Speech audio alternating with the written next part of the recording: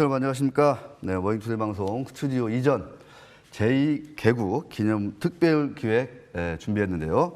가치 투자자의 시선으로 본 시장, 바이사이드와 셀사이드 대표 대표 고수들에게 듣도록 하겠습니다. 오늘 신영증권의 김학균 센터장 그리고 VIP 자산운용의 최윤철 대표와 함께하도록 하겠습니다. 자, 두 분 안녕하십니까? 네, 안녕하세요. 네, 두 분 뭐 자주 보실 일은 없을 텐데 한번 인사 좀 나눠주실래요, 이렇게? 네, 안녕하세요. 네, 안녕하세요. 진짜 뭐 근황도 궁금하고 요새 VIP 자산운용은 돈 좀 많이 좀 어떻게 들어오나요? 어떻습니까? 사실 저희 고객분들이 최근 한 몇 년간 좀 인내하시느라고 고생을 좀 하셨는데 네. 이번 1분기 같은 경우에는 그래도 좀 인내에 대한 좀 보상을 조금 이제 안겨드린 것 같아가지고 네. 그래도 조금씩 이제 가치 투자 쪽에 조금 더 서광이 좀 비치고 있는 그런 상황이어서 뭐 열심히 또 새로운 종목들 발굴하고 있습니다. 네.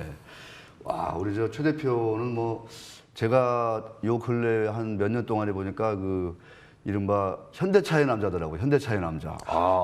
오늘 뭐 또 현대차가 엄청 오르긴 하던데.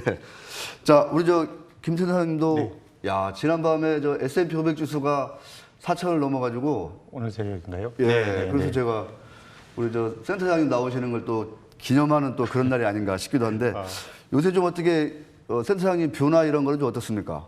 예, 뭐 뷰라기보다는 리서치 센터가 주로 서비스하는 대상이 과거에 이제 기관 투자가였는데 요즘은 지식이나 정보가 유통이 되는 게 중간 단계를 그냥 거치지 않고 내가 직접 할래 뭐 이러다 보니까 이제 개인 투자가들 중심으로 리서치 서비스를 좀 늘리려고 거의 모든 증권사가 노력을 하는데 이게 뭐 좀 잘 안 해본 걸 하다 보니까 좀 뭐 시행착오도 있고 뭐 그렇네요. 네. 아니 다른 SNS 활동이나 이런 거 보면은 우리 센터장님 아주 재밌게 또 팬들도 엄청 많은 걸로 알고 있는데 너무 겸손하신 것 같습니다. 시장 얘기 잠깐 좀 우리 센터장님께 여쭤보고 가보고 싶은데 S&P 500 지수 뭐 바이든의 2조 달러 인프라 투자다 뭐 등등 해가지고 와 작년 5월에 이제 3천 회복하더니 지금 이제 곧바로 그냥 4천까지 돌파를 해버렸거든요. 코스피 지수도 이제 3천 시대인데 야 4천 가는 거 아니냐 뭐 이제 4파 조정 끝나고 5파 상승 가면 4천 넘는 거 아니냐 막 이런 얘기들 막 와글와글 한데 어떻습니까? 그게 뭐 언제 갈 것이냐 이거는 뭐 제가 잘 모르고요. 근데 주식은 뭐 우리가 지난 20년 생각해 보면 굉장히 한국 경제에 대한 비관론도 많고 그랬는데요. 2000년대 들어서 코스피가 2년 연속 떨어진 적도 없습니다. 그러니까 생각보다 이 자본주의는 어쨌든 기업 중심으로 바뀌고 가장 혁신적인 기업들이 주식시장에서 거래가 되다 보니까 뭐 장기적으로는 낙관론을 견제하는 게 저는 뭐 투자에는 늘 필요하다고 생각이 되고 다만 이제 우리나라 종합주가지수가 80년 1월부터 만들어졌는데 한 40년 동안 한 연평균 9% 올랐습니다. 9%요? 배당 빼고요. 근데 지난 10년은 연평균 3.8% 올랐습니다.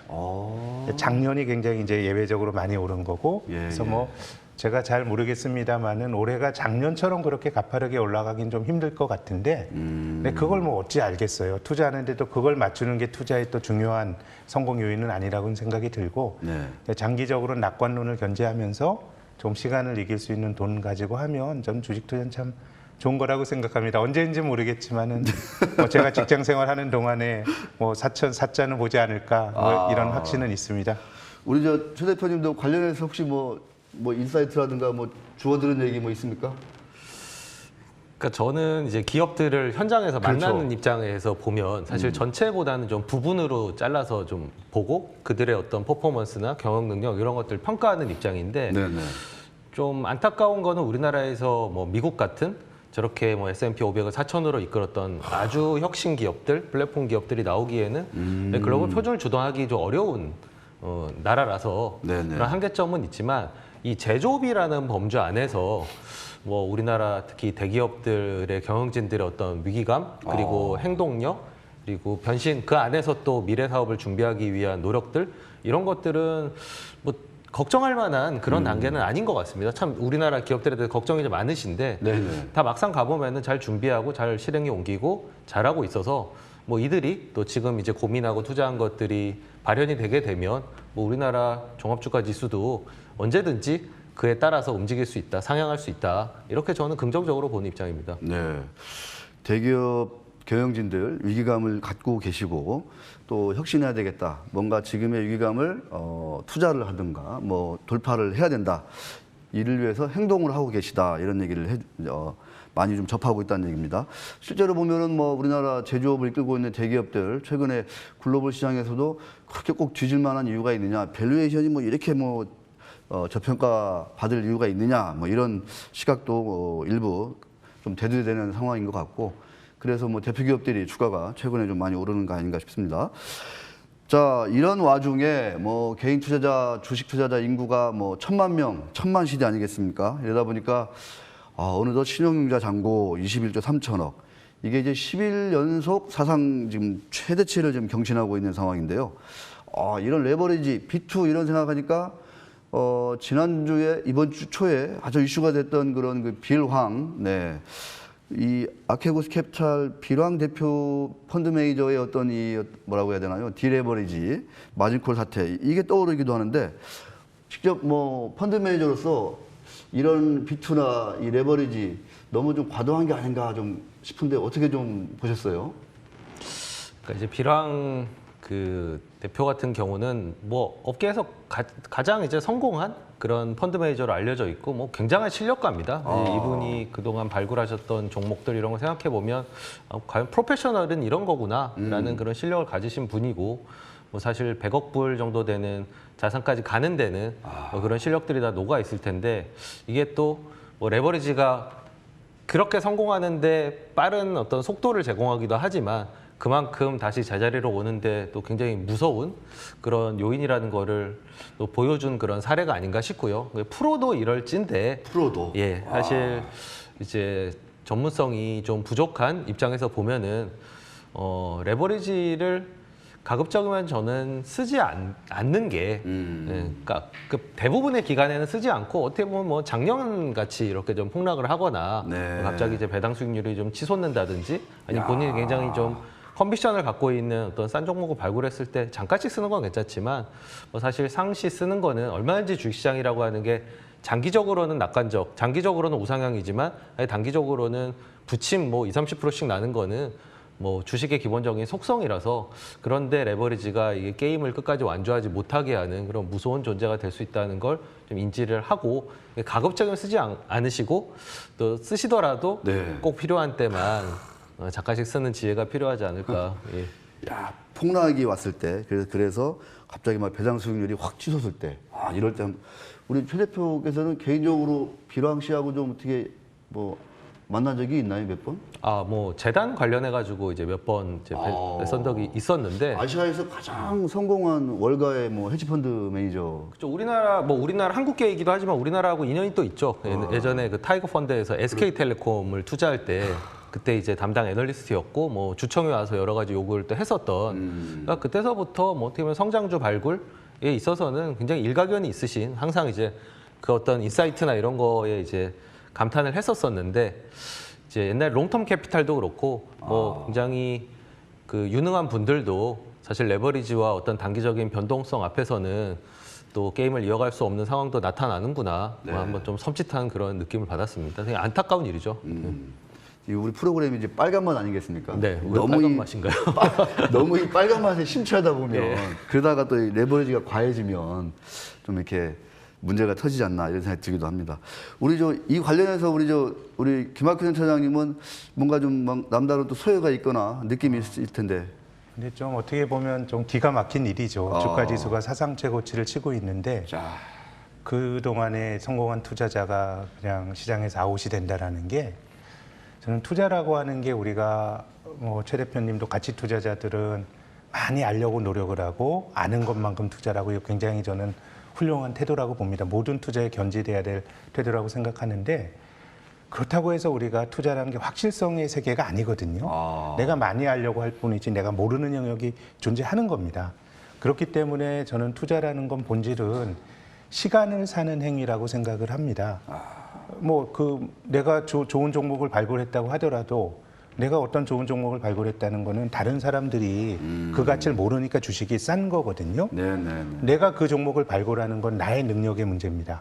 근데 다른 사람들이 이 주식의 가치를 알아주는 거는 내가 계산할 수 없는 거예요. 그래서 대부분은 기다림이 필요한 건데 그런 점에서 보면 레버리지라고 하는 거는 그 기다림의 시간을 너무 단축하려고 하는 것이고, 그러니까 이게 순간적인 변동성은 미스터 마켓의 조울증을 누가 알겠어요. 그래서 저는 투자에 있어서는 살아남는 게 제일 중요하다. 죽으면 안 된다. 매일매일 내가 죽을 수 있는 포지션에 배팅을 하는 거는 어떤 투자자라도 피해야 되는 것이고, 또 이번만이 아니다라는 아닌 것 같아요. 제 증권사 입사하고 나서 저 입사장을 외환위기에 맞았는데 외환위기 직후에 또 그 장을 이긴 사람은 부자가 됐고요. 2003년 카드 사태 이후로도 부자가 됐고 2008년 금융위기 이후로도 또 부자를 낳았고 코로나 팬데믹도 마찬가지고요. 뭐 4, 5년에 한 번씩은 기회가 있는 건데 문제는 이제 자기가 포지션을 갖고 살아 있어야 그 기회를 누릴 수 있는 거니까 저는 조급증이라고 하는 거는 투자의 가장 큰 적이라고 생각을 합니다. 그것이 뭐 초보 투자자나 비련과 같은 프로 투자자나 저는 마찬가지라고 봅니다. 조급증. 야, 참 와닿는 얘기 같습니다. 우리 시청자 여러분들 항상 기회는 또 온다. 4년, 5년 지나면 기회는 오기 때문에 이번 기회를 못 잡았다고 해서 내가 막 조급해가지고 뒤늦게 뭔가 레버리지를 안고 그 뜨거운 주식을 살 필요는 없다. 이런 말씀을 해주고 계십니다. 자, 어느덧 이제 가치주 얘기를 좀 해봐야 될 것 같은데요. 이른바 이제 BBIG 이런 그 테마들이 좀 이렇게 주춤한 가운데 시장 한 틈에서 이 이른바 자산주, 가치주, 배당주라고 하는 이런 좀 약간 기존에 주목받지 못했던 그런 섹터들이 조금씩 이제 움직이고 있거든요.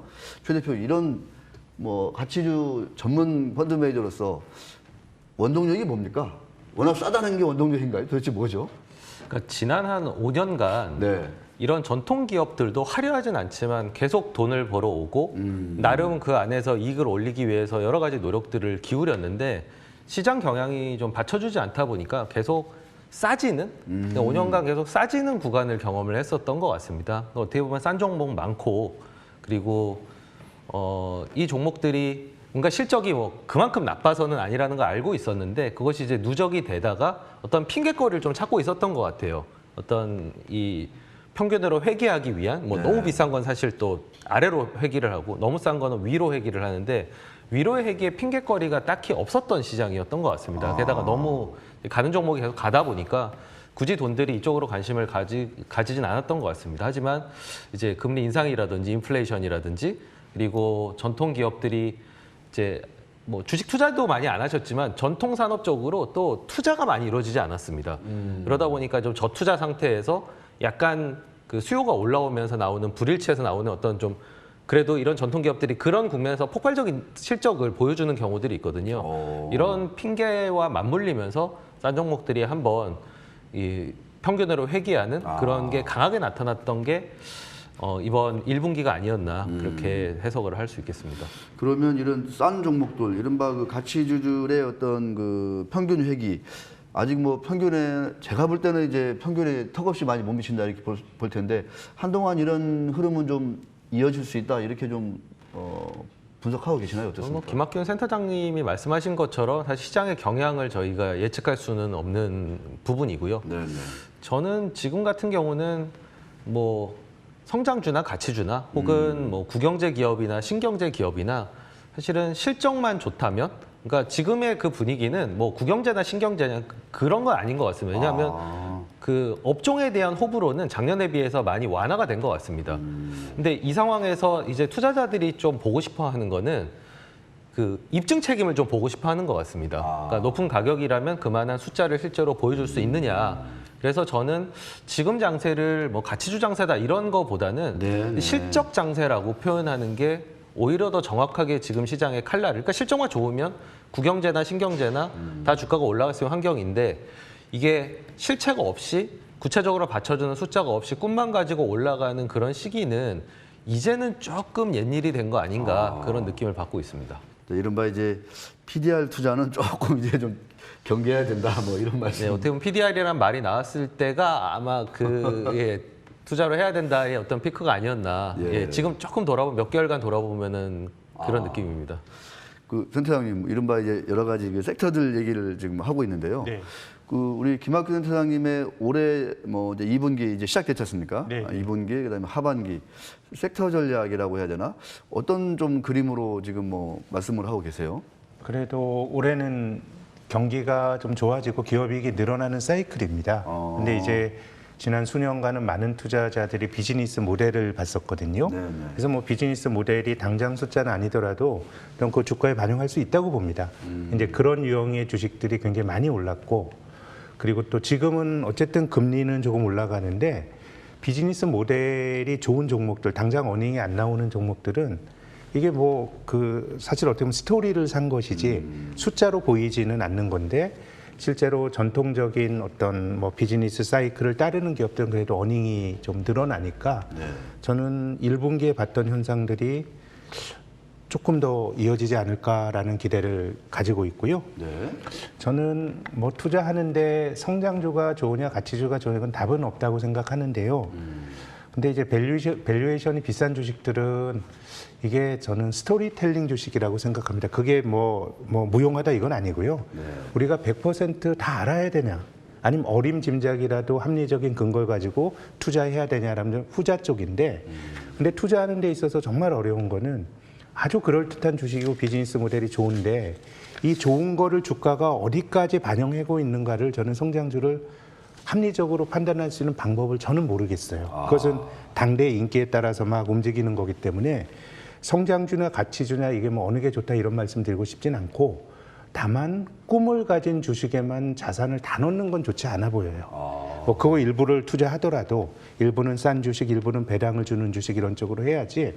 아마존이라고 하는 기업이 뭐 아주 저는 위대한 기업이 됐다고 보는데요.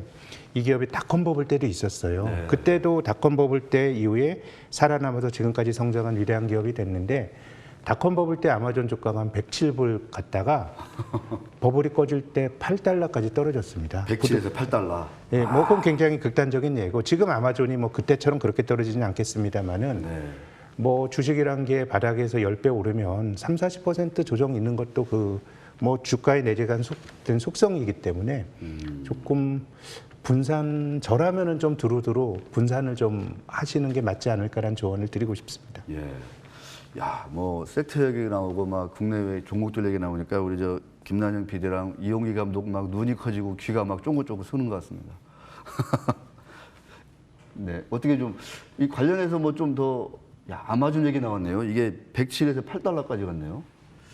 20년 전 얘기죠. 예. 지금은 예. 제가 다른 이게 기업이고요. 소기업일 때, 그러니까 가능성만 보여줬을 때는 얼마든지 그렇게 주가가 변동할 수 있다라는 말씀을 해주신 것 같고요. 뭐 그때 이미 큰 회사라고 하면 뭐 시스코라든지 뭐 마이크로소프트라든지 그런 데들도 다 당시에는 인기가 있었습니다만 이제 조금 더 조정폭은 약했겠죠.